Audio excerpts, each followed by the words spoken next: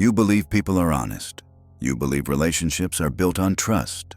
You believe if you're kind, patient, open, others will return the same. That belief was the first thing they gave you, not to protect you, but to soften you, to make you predictable, controllable. Here is the truth: you've been manipulated since the day you first trusted someone who smiled at you. Manipulation is not a mistake. It's not a violation of some moral code.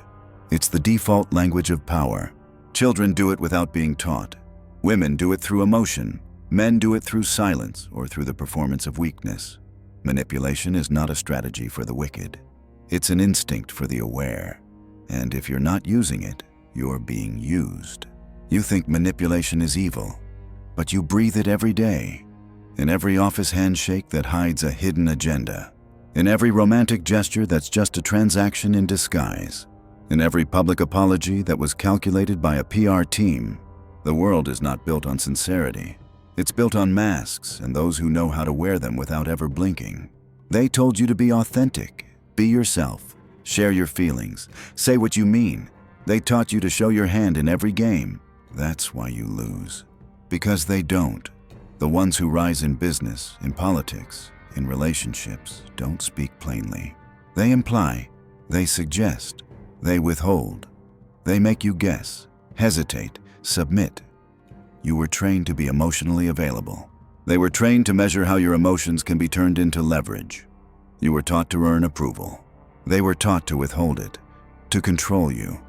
And when someone hurts you, your first instinct is to express it, to get closure, to talk it out, to heal. Their instinct, to watch your reaction, to catalog your weaknesses, to use your need for peace as a tool for control. This is not cruelty. This is survival. Welcome to the reality you've denied. You don't live in a world of trust. You live in a world of quiet warfare, and the only people who thrive are the ones who stop playing defense. Manipulation is not speaking. It's silence. It's not action. It's control over reaction. It's not loud dominance. It's calm invisibility. Power moves through subtleties: a delayed reply, a blank stare, a gesture that makes someone feel slightly inferior. You don't overpower. You unbalance. Do you want to understand how people rise without ever shouting? It's not through charisma. It's through cold predictability. They are consistent in the signals they send. They never over-explain. They never try to prove. And because they never try, others do. That is the foundation of psychological dominance. Make others try. Make them fill the silence. Make them interpret you. This is why Machiavelli warned it is better to be feared than loved. But he did not mean loud threats or cruel displays. He meant unreadability, mystery, the fear of the unknown, the fear of offending someone whose true mind you can never access. And yet you continue to be an open book, thinking it makes you lovable. It only makes you manipulable. People don't respect those who give everything away. They respect what they can't touch, what they can't predict, what they can't seduce with guilt. Now you understand. You're not in control. You're reacting constantly, and they are watching, measuring, adjusting. The only way out is to flip the game, not to scream, not to fight, but to become unreadable, unshaken, and untouchable. You think control requires force. You think someone has to yell, threaten, or dominate you for them to have power. That's what weak men believe. That's what keeps you reactive. True control doesn't shout. It whispers or says nothing at all. It works in gestures, timing, and absence. You walk into a room and instinctively seek signals. A glance, a smile, a nod of inclusion. If you don't get it, you start adjusting, shifting posture, changing tone, trying harder. That's when they've already won and they haven't said a single word. Because they made you need something: approval, acknowledgement, clarity. And once you need, you submit. This is the hidden war of perception. The strongest manipulator is not the loudest. It's the one who creates tension, then leaves it unresolved. The one who lets you stew in ambiguity while they remain silent. It's not the man who corrects you publicly. It's the one who doesn't respond to your message, makes you wait, and forces you to explain yourself uninvited. You think control means presence. But the most strategic kind of control is absence. The person who withdraws attention at the perfect moment becomes the one you think about obsessively. The one who isn't available on your schedule becomes the one you prioritize. This is not accidental. This is structure. The human mind is addicted to patterns and destabilized by their removal. A missed reply, an interrupted routine, a subtle pullback. That's how people control you. Machiavelli wrote, "Men are driven by two principal impulses, either by love or by fear. But fear isn't terror. Fear is the unknown." The pause, the silence after you've made yourself vulnerable and get nothing back. That's when you start losing your balance. That's when they've taken your frame and locked it into theirs. Look at your relationships, romantic, professional, even casual. Who do you chase? The one who offers you everything, or the one who gives you just enough, then disappears? You already know the answer. And yet, you pretend you're not being manipulated. You call it chemistry. You call it a vibe. No, it's a power imbalance you were too distracted to see. People don't control you with words. They control you with timing. They speak when it benefits them. They disappear when your craving peaks. They respond when you're most uncertain, giving you just enough to feel relieved, just enough to keep you trying. That's not care. That's calibration. Now flip the frame. Have you ever delayed your response intentionally, just to see if someone would double text? Have you ever withheld a reaction to test someone's loyalty? That wasn't pettiness. That was instinct. Strategic people don't respond to emotion. They study it, they map it, and then they exploit it when it serves their direction.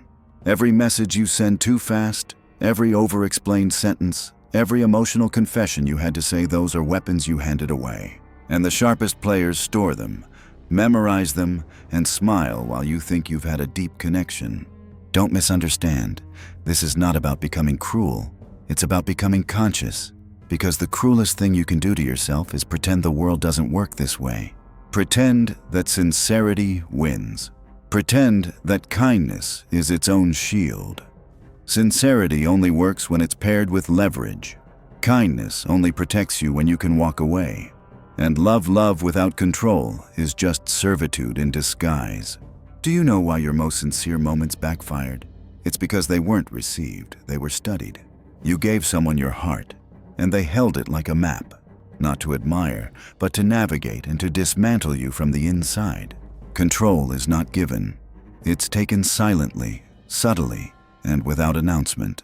You know someone is in control when they can affect your mood without touching you, your schedule without speaking to you, your thoughts without even being present. That's real manipulation. It doesn't feel like violence. It feels like confusion, and confusion is the first stage of dominance. That's what they aim for, not your destruction, but your destabilization. A man who is confused is a man who can be shaped. And if you've been shaped more than once, it's not because people are cruel. It's because you were readable. You showed your need. You spoke too fast. You reacted with emotion. You gave access to your psychology and expected mercy in return. But the world does not run on mercy. It runs on leverage. And if you don't understand how they manipulate you through absence, silence, and timing, then you are not just being manipulated. You are being trained. You were told that showing emotion is strength, that if you express yourself clearly, others will respect you, that being open, being raw, being vulnerable will bring you closer to people. That's the narrative they feed the controlled, never the controllers. Emotion is not strength. Emotion is leverage for those watching you break. Every visible emotion gives them a signal. Anger shows them what triggers you. Sadness shows them what weakens you. Excitement shows them what you crave. And all of it becomes a map to your nervous system, to your programming, to your pain. The man who smiles when disrespected, he terrifies them because he sees it, and yet he does not react. They don't know what he's thinking. They don't know if they've won. They don't know when the consequence will come, and that's where control begins. You think strength is reaction, but in high-level power games, reaction is exposure. You're showing your framework. You're bleeding your thoughts in real time. And they don't have to outsmart you. They just have to outweight you. The man who reacts emotionally is not feared. He is predictable. He is readable. He is a toy in the hands of anyone who knows when to pull, when to pause, and when to push harder. But the man who simply watches, who holds the pause longer than anyone else, that man becomes the variable. He becomes the one others orbit. Machiavelli wrote, "A wise ruler must learn how not to be good." He didn't mean evil. He meant strategic. He meant learning how not to be emotionally reactive just because the world demands it. When people scream, you stay calm. When people cry, you stay still. When people expect a response, you give them silence until the outcome is already sealed. This is how you reverse the structure of power you stop proving, and you start engineering. You don't tell people how you feel. You make them feel uncertain. You don't explain what you'll do. You let them wonder what you're capable of. Real power is not felt in your voice. It's felt in the room after you leave. Have you noticed who people talk about the most? The ones who said little, but moved everything.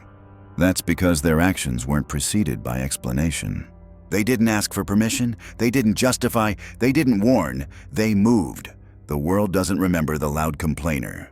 It remembers the silent strategist who let everyone think they were harmless until the day they weren't. If you want to be respected, don't ask for it. Don't speak about your value. Don't beg for acknowledgement. Become a man whose value must be inferred.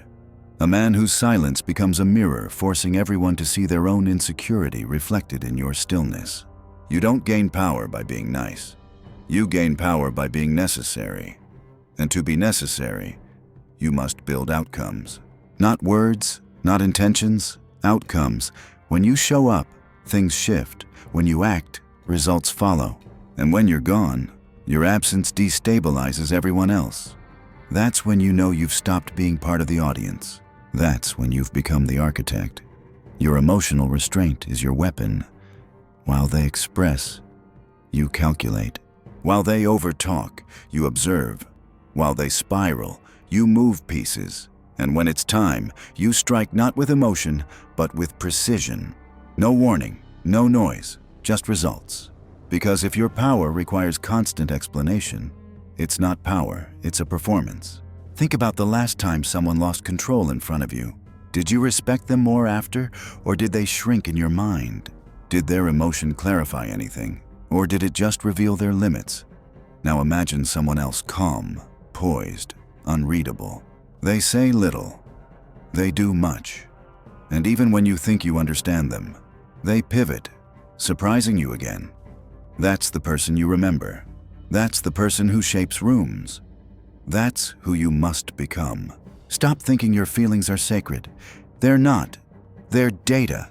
And the ones who can read that data will always stay ahead of you unless you lock it down. Unless you become the man who feels everything but shows nothing. That's not being cold. That's being in control. You think money is power. You think status is power. But neither of them hold their position without something deeper: information. Control the flow of information, and you control the frame. Control the frame, and you control the people inside it, including those with more money, more fame, more reach. But here's the part you haven't noticed: you give away your information for free. Every time you overshare, every time you fill silence, every time you speak first, explain yourself. Tell them what you're planning, how you feel, what you want. You build your own prison, and they study it, quietly, patiently, because the one who listens holds the key. Machiavelli understood this. In The Prince, he writes of the importance of maintaining secrecy, even among allies. He knew that once a ruler's thoughts become transparent, his enemies don't need armies. They just need time. So let's talk about what you give away. You reveal your patterns when you reply instantly. You reveal your insecurities when you explain too much. You reveal your pressure points when you flinch at criticism. You think they're not watching. They are. And even when they're smiling, they're gathering every detail, every weakness, every soft spot. Information doesn't just flow from your mouth. It flows from your timing, your body language, your eyes, your tone. Most men leak information constantly because they don't even know they're doing it. They're loud, expressive, eager. They want to be liked. That makes them predictable and manipulable. The dangerous man is not the loudest in the room. He's the one who watches, who nods politely, who speaks only when the target is exposed. Not because he's afraid to talk, but because he's waiting for the information that gives him leverage. Look at any high-level negotiation.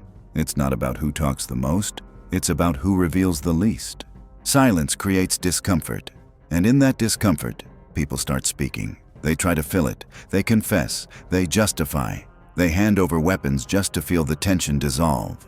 And that's when control shifts. Do you understand now? People aren't trying to understand you, they're trying to map you. Once they know your rules, your fears, your limits, they can design your behavior without resistance, without conflict. Just suggestion. A few words, a few changes in tone, a strategic pause, and you obey. And worse, you thank them for it. You call it inspiration. You call it mentorship. You don't even realize it was architecture. They didn't push you. They just rearranged your frame and you walked through the new door on your own.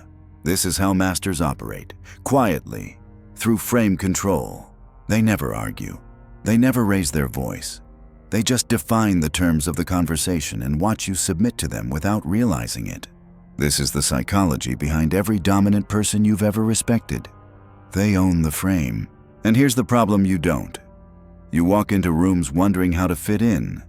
You ask questions without first asking if they deserve answers. You post online looking for validation, unaware that every caption, every selfie, every rant is a blueprint of your emotional state. The moment someone knows what you need, they can control when and how you get it. That's not influence. That's manipulation wrapped in comfort. Let me give you an example. A man walks into a meeting. He says little, listens to everyone speak. When asked for his opinion, he defers, says he'll think about it. He lets the room form its alliances, expose its insecurities, define its values. Then, at the moment everyone feels they've won the conversation, he speaks. Just one statement, one correction, one sharp objection. The room shifts. That man didn't dominate, he absorbed. And when he struck, no one saw it coming. That's information power, and you can't fake it. You have to earn it by resisting the urge to be known. You need to reverse the instinct to explain. Let others wonder.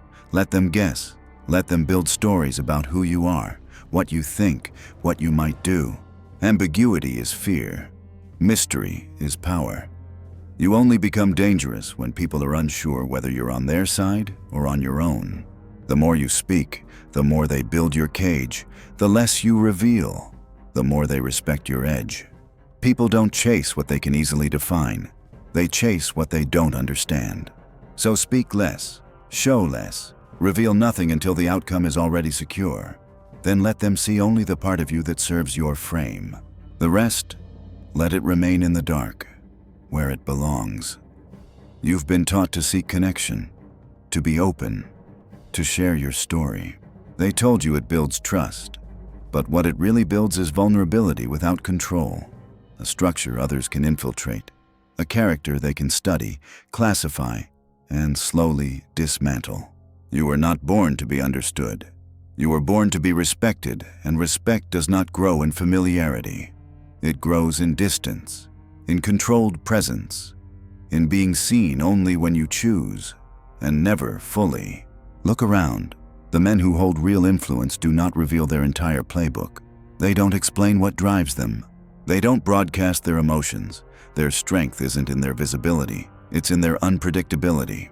You cannot master power if you're always available, always visible, always reacting. There is a reason Machiavelli valued fear over love. Not because love is weak, but because love, once expressed openly and without boundary, becomes something others feel entitled to control. Fear, on the other hand, even silent fear, establishes hierarchy. And hierarchy is how the world functions beneath the illusion of equality. You think you can rise by being good, by being consistent, helpful, morally pure. But goodness without power is invisible. You will be praised, then passed over, appreciated, then forgotten, used and discarded. The quiet resentment building inside you every time this happens, that's not a flaw. That's your instinct finally waking up. You don't need to be more liked. You need to become a man whose value isn't measured by opinion. Here's what that looks like. You stop giving warnings. You stop announcing what you'll do. You move, and then they realize the game changed.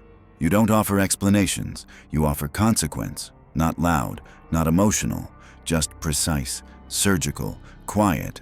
You stop reacting to provocation. You stop arguing. You stop needing closure. You let them believe they won the conversation, and then you win the outcome.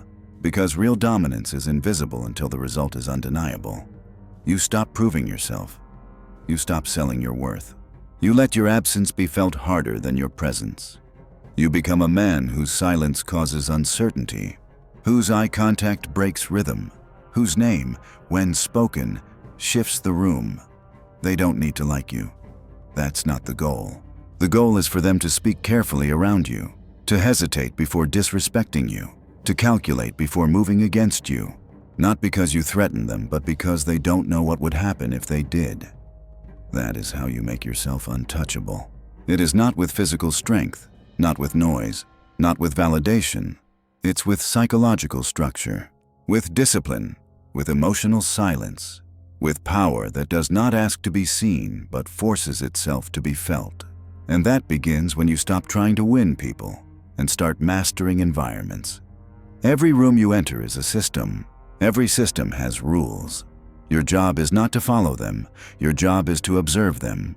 Then slowly, silently, position yourself at the pivot point, the place where if you move, the entire structure moves with you. To get there, you must abandon the desire to be loved, to be understood, to be accepted. These are chains, and you wear them like virtue. Take them off, become the variable. Become the piece that cannot be read, the man they can't provoke, can't seduce, can't predict, can't control. Let them talk, let them explain, let them reveal. You listen, you measure, you decide. And when the moment is right, not before you act, not to impress, not to be seen, not to prove anything, but to shift the structure permanently. This is your final lesson. Power is not granted by others. It is built silently in how you observe, how you wait, and how you strike. Once, effectively, without warning. You don't need to be understood. You don't need to be loved. You only need to be feared with quiet respect.